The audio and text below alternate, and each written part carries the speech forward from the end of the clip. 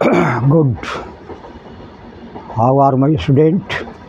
In the previous class, I have told you, I have given the knowledge of how we can solve the problem numericals related to the electricity. But today, one thing or I am going to say you about the electricity. Joule was a great scientist. Joule एक बहुत बड़ा वैज्ञानिक था जिन्होंने ये तय किया कि भाई ये जो इलेक्ट्रिक करंट जो प्रवाहित होता है, जिससे इलेक्ट्रॉन प्रवाहित होता है, आखिर कि इसमें जो हीट पैदा हो जाता है, ये हीट पैदा होने का कारण क्या है। What is the cause of producing heat during the case of the electric current passage through the conductor. तो जैसा कि हम जानते हैं कि कोई भी पदार्थ जो छोटे छोटे अणुओं से बना होता है और इस अणु के कॉम्बिनेशन से ही आपका सॉलिड, लिक्विड, गैस, ठोस, तरल या गैस का निर्माण होता है। जब इलेक्ट्रॉन प्रवाहित होता है किसी भी कंडक्टर से, तो एक कंसेक्यूटिव, एक एटम से दूसरे एटम, दूसरे एटम से तीसरे एटम, तीसरे एटम से चौथे एटम, इसी प्रकार से इलेक्ट्रॉन का प्रवाह जो होता है, तो दोनों के बीच जो है टकराव पैदा हो जाता है और इस टकराव के कारण जो होता है आपका इसमें हीट पैदा यानी आपका ऊष्मा पैदा हो जाता है। जैसे देखिए इस प्रकार से अगर हम लोग हाथ रगड़ते हैं तो रगड़ते रगड़ते रगड़ते रगड़ते हम लोग को क्या होता है, हीट पैदा हो जाता है। तो जस्ट इसी लाइक है कंडक्टर में जब कोई भी इलेक्ट्रॉन का प्रवाह होता है तो दोनों के बीच जो है इलेक्ट्रॉन और एटम यानी पदार्थ जो कंडक्टर का जो एटम है, दोनों के बीच में कोलिजन होता है, टकराव होता है और इस टकराव का कारण ही आपका ऊष्मा पैदा होता है। लेकिन जूल ने कहा कि ऊष्मा तो पैदा होता है, लेकिन ये ऊष्मा पैदा होने का क्या क्या फैक्टर होता है।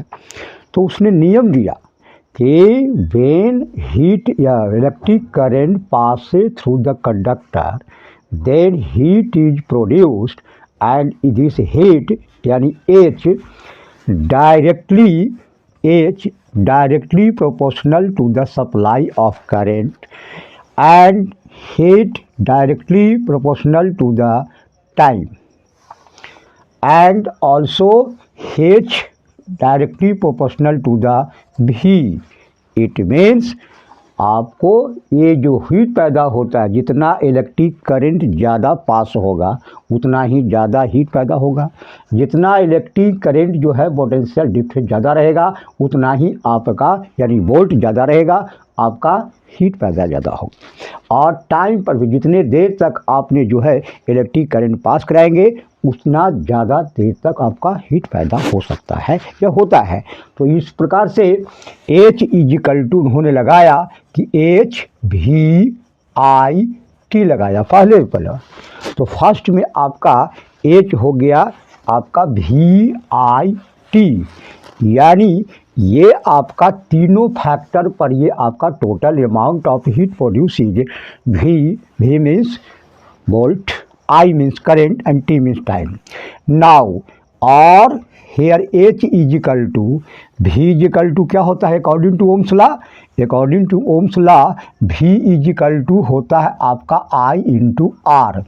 तो अगर हम यहाँ V के जगह पर I R बैठा देते हैं तो I R into I T is equal to I square R T। तो आपको अब ये बाबू लोग मेरे बच्चे लोग अब ध्यान देना ये है कि अगर आपका V दिया हुआ है, I दिया हुआ है, T दिया हुआ है और टोटल हीट प्रोड्यूस ज्ञात करना होगा तो आपको H इजिकल टू VIT देना होगा। लेकिन अगर आपका यहाँ पर V नहीं दिया हुआ है, सिर्फ आपका I R और T दिया हुआ है, तो आप इस फार्मूला का उपयोग करके यानी H equal to I square RT total heat आप निकाल लेंगे। इसमें अगर पता है कि अगर VIT दिया हुआ है क्वेश्चन में न्यूमेरिकल में, तो इसमें आपका H इजिकल टू VIT करके आपको टोटल हीट निकाल लेना होगा। और अगर आपका V नहीं दिया हुआ है, I और RT दिया हुआ है, तो by using this formula you can find total amount of heat produce this one.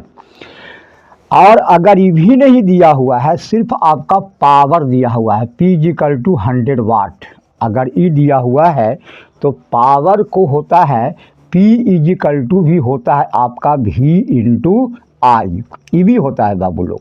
तो P इंटू भाई, पहले हम क्या करेंगे, अगर V और I दिया हुआ है तो P निकालेंगे, और H इक्वल टू होता है P इंटू टी भी होता है, अय्या तो ऐसे भी होता है, तो H equal to P into T भी होता है। तो इस तरीके से हम जो है H equal to P equal to V I अब आप निकालेंगे। तो आपको, अगर हमको सिर्फ आपको दिया हुआ है कि पावर दिया हुआ है, तो वी आई के जगह पर आपको क्या करेंगे, कि देखिए वी आई था तो यहाँ कर देंगे equal to P into T कर देंगे आप। तो इस प्रकार से आपको हमेशा इस देख करके चलना है कि कौन सा फार्मूला कहाँ पर अप्लाई करें हम। अब इसके बाद जो है आपको थोड़ा सा इसमें हम एक दो न्यूमेरिकल दे के देखते हैं तो हमको समझ में आ जाएगा।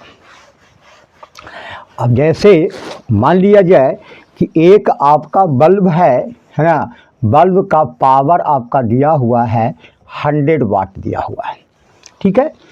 एक बल्ब है जिसका पावर है 100 वाट, और ये जो आपको जो है हमेशा है ना, मान लीजिए टाइम दिया हुआ है 2 घंटा, ये आपका 2 आवर ये आपका रन करता है। तो उसमें total amount of heat produce equal to watt, यानी H इक्वल टू वाट। तो हमें यहाँ H इक्वल टू लिखेंगे हम P इंटू टी। अब P है आपका 100 वाट और टाइम आपका है 2 hour equal to 200 watt hour.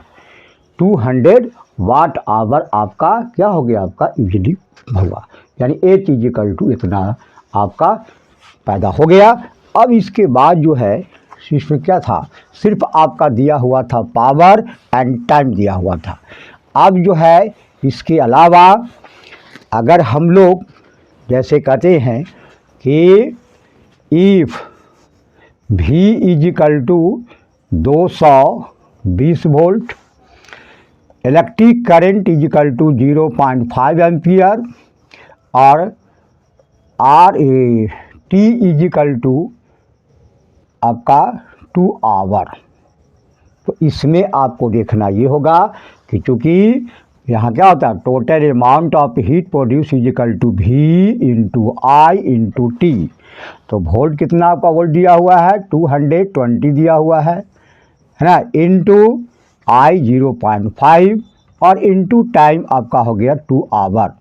तो इसमें आपका पावर को कर देंगे तो इसमें क्या होगा, 2 आवर को घर दीजिए तो 2 आवर मीन्स इसको अगर सेकंड में चेंज कर देते हैं आप लोग तो सेकंड में आवर रह दीजिए भी, तो 2 आवर हो गया अगर, तो 220 यानी 5 2 जा 10, 5 2 जा 10 1.0 हो जाएगा, यानी आपको 220 आपका वाट हो गया आपको, यानी आवर।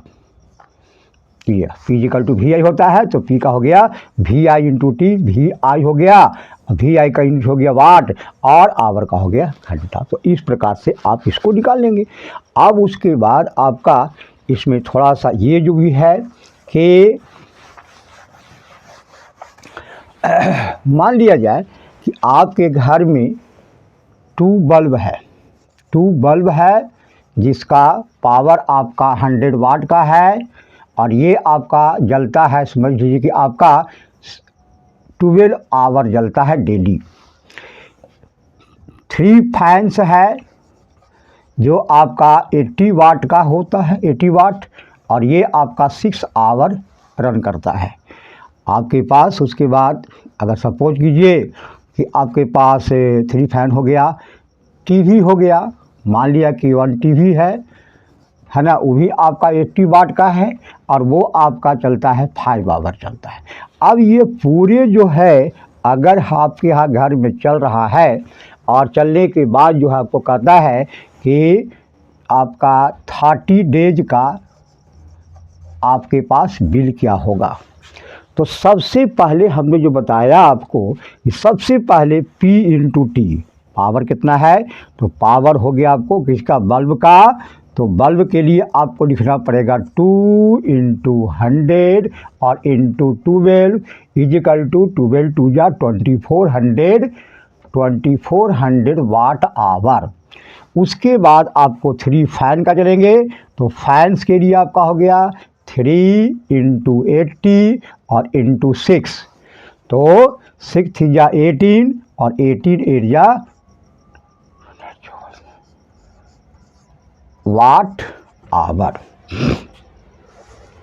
और उसके बाद टीवी का है, तो टीवी के लिए आपको हो गया, आपका एक ही है, तो 80 इंटू 5 इजिकल टू 85 या 400 वाट आवर हो गया। टोटल आपका वाट आवर यहाँ से निकल गया कि I have electric bulb 2 bulb 100 wattage 12 hour. Total energy also consume by the bulb is equal to 2 into 100 into 12 equal to 2400 watt hour. Fans के लिए 3 into 80 into 6 is equal to 1440 hour watt hour. And TV के लिए 80 into 5 is equal to 400 watt hour. Total energy is equal to what? Now you can calculate total energy is equal to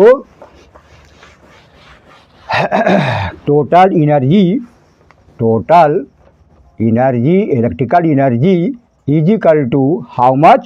2400 और here is 1440 और plus 400 is equal to 0 4 4 3 जा 12 और 2 1 3 1 4 यानी 4240 watt hour हो गए।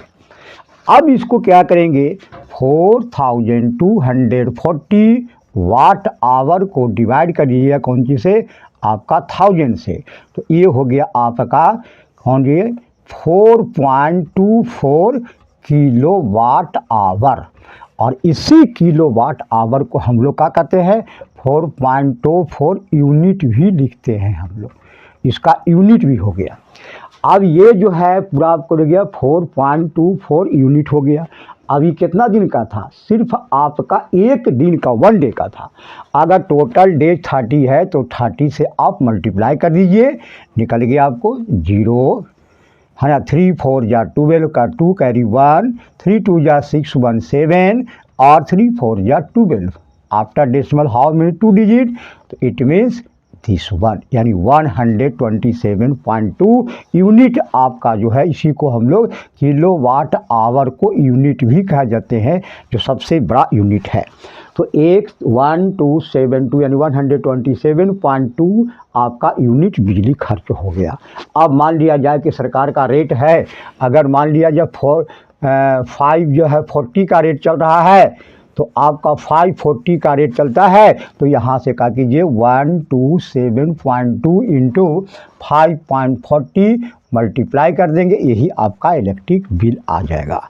तो ऐसे भी एग्जामिनेशन में आपको दिया रहता है। इस प्रकार से अगर दिए जाएंगे तो आपको सबसे पहले you have to also find the watt hour for each of the appearances and you can add all of the watt hour, and after adding watt hour you have to divide with 1000 so that you can get here kilowatt hour, and kilowatt hour is equal to how much? 1 kilowatt hour is equal to 1 unit. So you can calculate in unit, and what is the rate of the governmental rate of the electric bill per unit. You can multiply this one and your bill will be this one. You can find this one. One thing more, convert, here is question, convert kilowatt hour into joule.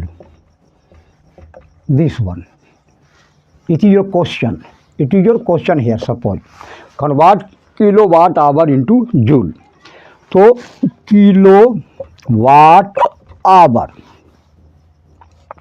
1 kilo 1 watt into 60 into 60 second, yani you have to convert. Joule is the smaller unit, so you have to convert into 60 into 60. 1 kilo is equal to 1000 gram into 1 watt into 3600. After multiplication you can get 36 over how many? 30 and 20 here. So 36, and we can write in the scientific notation. So after decimal, before decimal only 1 point, यानी 3.6 into 10 to the power 1 2 3 4 5 6, यानी 6 joule के बराबर हो गया। इस प्रकार से आपका 2 नंबर का मास आएगा, 2 नंबर का आएगा, जिसमें आपको लिखा रहेगा कि 1 किलो वाट आवर, तो 1 kilo into 1 watt into 60 into 60, 1000 into 1 watt into 3600 is equal to 3600, यानी इट में 3.6 into 10 to the power 6 joule, यानी directly you can say that 1 kilo watt hour is equal to 3.6 into 10 to the power 6 joule. अगर 1 marks में आएगा तो direct इसके सुनेंगे, अगर 2 मार्क्स का है तो इसको कन्वर्ट करना पड़ेगा, क्योंकि यहाँ लिखा हुआ है convert kilo watt hour into joule. तो इस प्रकार से बच्चों आज मैंने इलेक्ट्रिक का जो है करीब करीब जो है जो आने वाला है जैसा है वो मैंने हम कर दिया। अब जो है कुछ क्वेश्चन रह जाएंगे जो लाइट से भी है और इससे भी है, क्योंकि यही 2 चैप्टर मेन हमारा है लाइट और इलेक्ट्रिसिटी। अब कुछ मुख्य क्वेश्चन जो है हमने सेलेक्ट किया है, उस क्वेश्चन और उसका आंसर आप लोग को हम नेक्स्ट क्लास में बताएंगे। कुछ क्वेश्चन जो आने वाले क्वेश्चन है उसको मैंने सेलेक्ट किया है दोनों से, कुछ लाइट से किया है और कुछ आपका इलेक्ट्रिसिटी से किया है। और इस प्रकार के जो क्वेश्चन थियोरिटिकल जो क्वेश्चन है उन क्वेश्चन का मैं जवाब आप लोग को बताऊंगा। आप लोग ध्यान से उसको सुनेंगे, ध्यान से करेंगे।